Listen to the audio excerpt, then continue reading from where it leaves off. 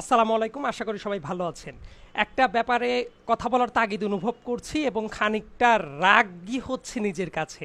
রাস্তাঘাট, বিশ্ববিদ্যালয়ের ক্যাম্পাস এবং বিভিন্ন দেয়ালে স্বৈরাচার বিরোধী যে স্লোগানগুলা ছিল, যে গ্রাফিতিগুলা যেগুলো ছিল, যেগুলো বিপ্লবী লেখাগুলা ছিল, এইগুলা কেন আপনারা মুছে দিচ্ছেন?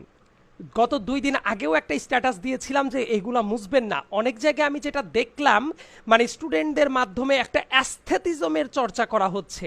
অ্যাস্থেটিজমের চর্চা করা ভালো, ফুল ফল লতা পাতা মানে ক্যালিগ্রাফি এগুলো করা ভালো, কিন্তু এই মুহূর্তের জন্য সেটা না।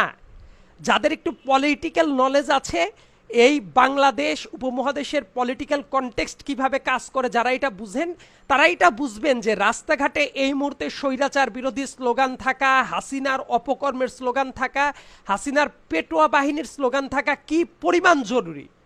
আপনারা এটা মুছে দিয়ে ঘাস ফুল ফল লতা পাতার যখন চর্চা করছেন, সেটা মেয়ার অ্যাস্থেটিজম হচ্ছে, কিন্তু বিপ্লবের যে আগুন, সেই আগুনটা কিন্তু নিভে যাচ্ছে। এইটা কিন্তু বিপ্লবটা শেষ হয়ে যায় নাই।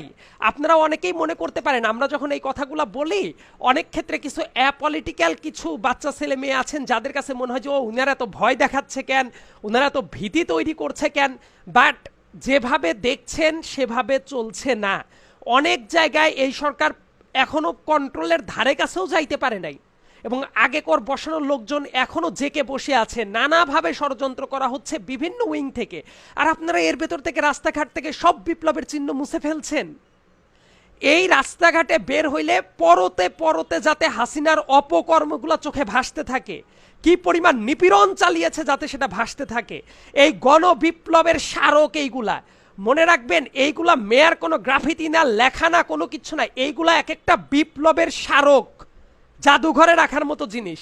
এবং এই জিনিসগুলো যদি মুছে ফেলেন, বিপ্লবের আগুনটা কিন্তু নিভে যাবে। মানে বাংলাদেশকে এই মুহূর্তে ঝকঝকে তকতকে করতে যাবেন না দেয়ালগুলাকে। এই কথাটা খুবই গুরুত্বপূর্ণ। যারা যারা এই কাজগুলো করছেন, অ্যাসেসিজমের চর্চা করছেন, ফর গডস সেক এই জিনিসগুলো বন্ধ করেন।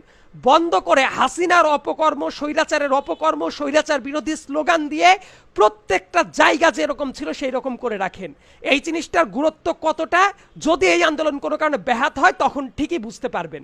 তো এই কাজগুলো নিয়ে আমি পুনর্বিবেচনা করার জন্য রাস্তাঘাটে যেসব তরুণ কাজ করছেন তাদেরকে অনুরোধ করছি। ধন্যবাদ।